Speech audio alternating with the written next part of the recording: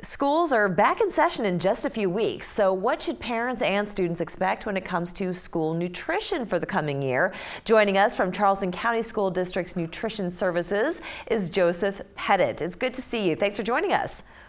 Thanks for having me on today. So tell our audience a little bit about what you do for Charleston County School District. Yeah, so in my role, one of the officers for the department, and basically I help to oversee operations along with 5 of my other colleagues, as we just try to oversee some of the cafeteria operations, personnel, and then in addition to that, kind of do some of the professional development, menu, kind of help and creation. So let's talk a bit about that menu. How many students do you serve, first of all? Well, so in a typical school year, we're pushing upwards of a little bit of 30,000 meals, or excuse me, lunches a day. So it's probably about 45 to 50,000 meals a day. And currently, during the summer, we're going north of a little bit of about 10,000 total meals, breakfast and lunches per day, even during the summer. Wow. The efforts and the cost behind it must be pretty significant.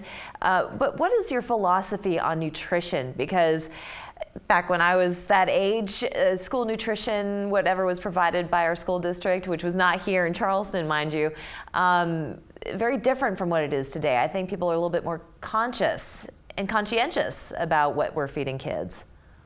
Absolutely. We try our best to provide the most well-balanced meal possible. We also know that it's only nutrition if the student consumes it. So we want to make sure that we give them the fresh vegetable, fruit options in addition to the things that they love. They love sandwiches. They love chicken sandwiches. They like pizza. So the key is to find the things with the best possible ingredients, and we have to also fit all the USDA regs. And I won't get too deep into that. But the fact is that we try to make sure that we meet not only our nutrition regs, but what students love to eat. Is it difficult? Is it difficult to achieve that? And where does your fresh produce come from? So yes, to answer your first question, it is difficult to achieve it, but we believe in a lot of student feedback and then testing items. And so a lot of our fresh produce, one of the coolest partnerships we've been able to create recently, every lettuce item that we offer, whether it's spring mix or bib lettuce, all comes from Charleston, from the vertical roots. And so we were super excited to get all of our lettuce from vertical roots. And then all of our other produce, of course, is all U.S. grown. And we have some great local vendors that we work with in addition to vertical roots as well. That's fantastic. So you actually cultivate from local purveyors. Everywhere that we possibly can that makes financial sense. Yeah.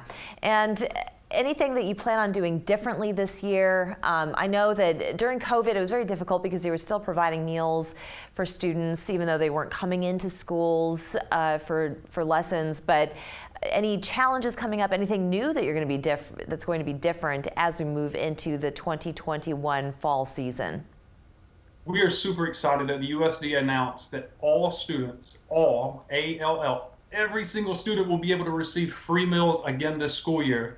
So no application is needed to receive the meals. We still encourage to put in applications for other benefits, but all meals are free. That's breakfast, lunch, supper. We are not sacrificing cost of quality. We're actually going to improve it even more because we, again, know that even though it may be free, we still want to make sure we offer what the students love. That's great. Now, as an adult, is there a particular menu item that you create, that you provide your students that you'd like to eat yourself?